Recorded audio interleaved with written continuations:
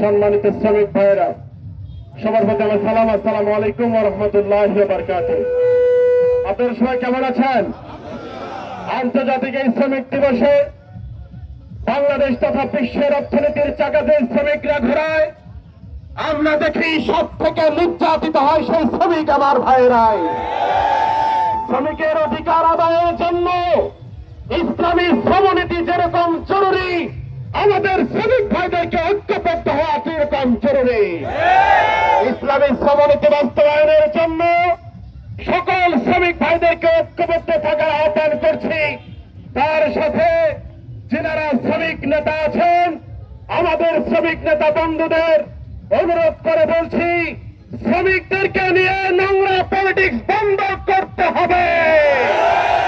শ্রমিকদের অধিকার আদায়ের জন্য আমরা যদি ভালো কাজ করতে না পারি, চুপচাপ ঘরে বসে থাকতে হবে। কিন্তু শ্রমিকদের পৌরসভার ট্যাক্স থেকে শুরু করে আপনার পৌরসভায় গাড়ি ঢুকলে, মিথিলা ঢুকলেই অতিরিক্ত টাকা চাঁদা নেওয়া থেকে শুরু করে ব্রিজের টাল নেওয়ার নাম করে আমাদের শ্রমিক ভাইদেরকে শাসন করা বন্ধ করতে হবে, করতে হবে, করতে হবে। আমাদের শ্রমিক ভাইদেরকে ইসলামী শ্রমনীতি বুঝে নিয়ে শ্রমিকের অধিকার আদায় করার উদাত্ত আহ্বান রাখছি। আমাদের অধিকার আমাদেরকেই বুঝে নিতে হবে, ঠিক কিনা বলেন?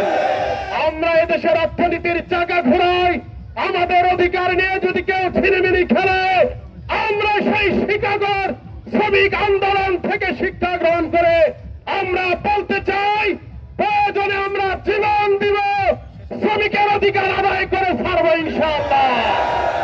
কথা শেষ করছি। আসসালামু আলাইকুম ওয়া রাহমাতুল্লাহ।